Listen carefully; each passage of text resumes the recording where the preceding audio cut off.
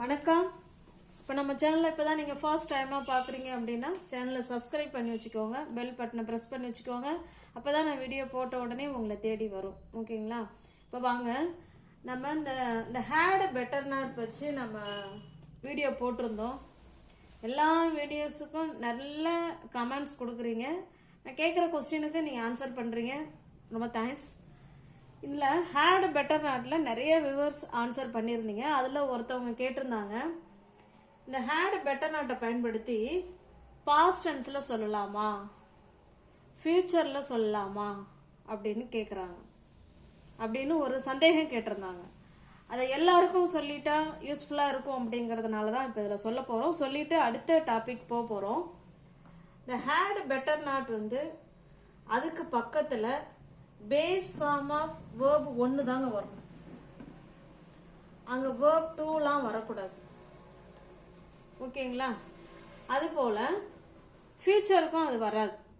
அப்போ இந்த had better not only நம்ம யூஸ் பண்றது இப்போ நீ அதை செய்யாம இருக்கிறது நல்லது அப்படின்னு சொல்றோம். அதுக்கு மட்டும்தான் பயன்படுத்திக்கலாம். இது பாஸ்ட் டென்ஸுக்கோ ஃபியூச்சர் டென்ஸுக்கோ வராது.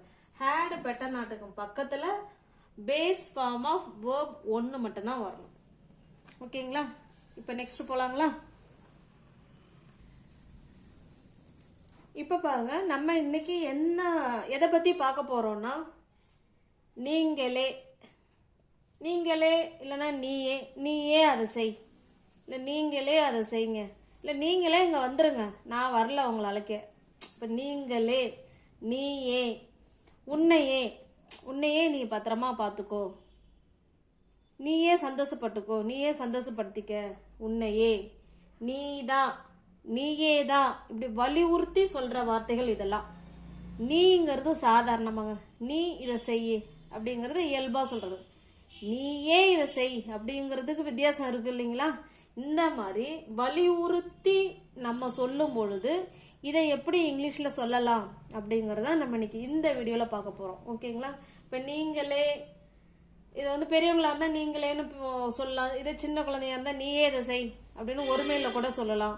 இல்ல நிறைய பேர் இருக்காங்க அப்படின்னாலும் யூ சிங்குலருக்கும் வரும், ப்ளூரலுக்கும் வரும். ஓகேங்களா?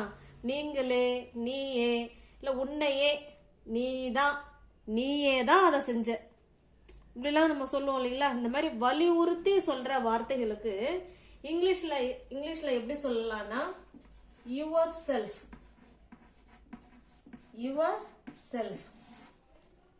இவ்வளோ வார்த்தைக்கும் ஒரே வேர்டு யுவர் செல்ஃப். இப்போ இந்த யுவர் செல்ஃப் வச்சு தான் நம்ம இன்னைக்கு சென்டென்ஸ் பார்க்க போறோம். ஓகேங்களா? வாங்க பார்க்கலாம். இப்போ பாருங்க, இதுல நான் உங்களுக்கு 2 சென்டென்ஸ் கொடுத்துருக்கேன். இது ரெண்டுக்கும் என்ன வித்தியாசம்?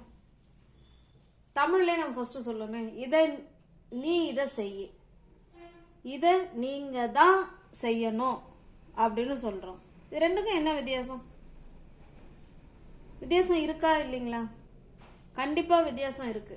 என்னன்னு பாத்தீங்கன்னா, நீ இதை செய்ய அப்படிங்கிறது நம்ம இயல்பா சொல்றது. நீ இதை செஞ்சுக்கோ, நீ இதை பண்ணு, இல்ல நீ இதை எடுத்துக்கோ அப்படின்னு இயல்பா சொல்றது. ஓகேங்களா? இதை எப்படி இங்கிலீஷ்ல நம்ம சொல்லலாம் அப்படின்னா, இதுல யார் சப்ஜெக்ட்? நீ தான், யூ ஃபர்ஸ்ட் சப்ஜெக்ட் தான் வருவாங்க. யூ, நீ என்ன செய்யறாங்க? ஏதோ ஒண்ணு செய்யறாங்க. செய்யறதே ஒரு ஆக்ஷன் வேர்ப் தான். யூ டூ, என்ன செய்யறாங்க? இதை. யூ டூ திஸ், நீ இத செய். யூ டூ திஸ் அப்படின்னா நீ இத பண்ணு, இல்ல நீ இத செய்ய அப்படின்னு அர்த்தம். இப்ப இதே 2வது சென்டென்ஸ் பாருங்க, இத நீங்க தான் செய்யணும் அப்படின்னு அவங்கள கட்டாயப்படுத்துறோம். அவங்களுக்கு செய்யறதுக்கு விருப்பம் இல்லைன்னாலும் நம்ம என்ன செய்யறோம்? நீ தான் இதை செய்யணும் அப்படின்னு அவங்கள நம்ம force படுத்துறோம்.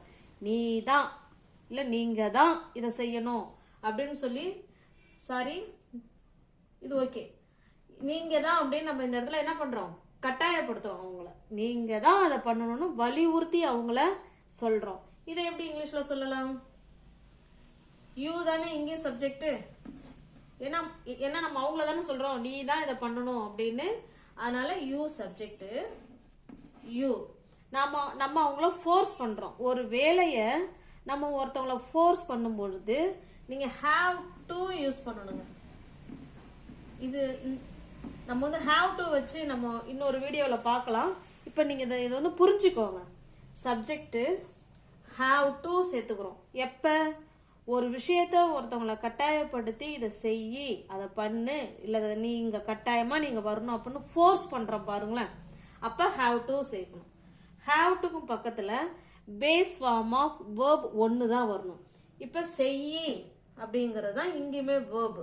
You have to do எது இது. You have to do this. This you have to do this. இதை நீ செய்ய வேண்டும் அப்படின்னு சொல்லிட்டோம். நீங்க தான் அப்படின்னு அங்க வலியுறுத்தி சொல்றோம் பார்த்தீங்களா அவங்கள, நீங்க தான் இதை செய்யணும் அப்படின்னா யுவர் செல்ஃப். அவ்வளோதாங்க. இப்போ ஈஸியாக இருக்குங்களா? இப்போ இந்த சென்டென்ஸுக்கும் இந்த சென்டென்ஸுக்கும் டிஃபரன்ஸ் என்ன அப்படின்னா, இதை நம்ம இயல்பாக சொல்கிறோம். யூ டூ திஸ், இதை நீ செய் அப்படின்னு சொல்கிறோம். நீ வேற, நீங்க தான் அப்படின்னு அது வேற, அது வலியுறுத்தி சொல்றது. அதான் யுவர் செல்ஃப். யூ வேற, யுவர் செல்ஃப் வேற. You have to do this your self. நீங்க தான் இதை செய்யணும். அப்போ வேற யாரும் செய்யக்கூடாதுன்னு அர்த்தம் அங்க. ஓகேங்களா? இப்போ உங்களுக்கு புரிஞ்சிருக்கும்னு நினைக்கிறேன். நெக்ஸ்ட் சென்டென்ஸ் போகலாம். இப்போ பாருங்க, இங்க ஒரு 2 சென்டென்ஸ் கொடுத்துருக்கேன். நீ தான்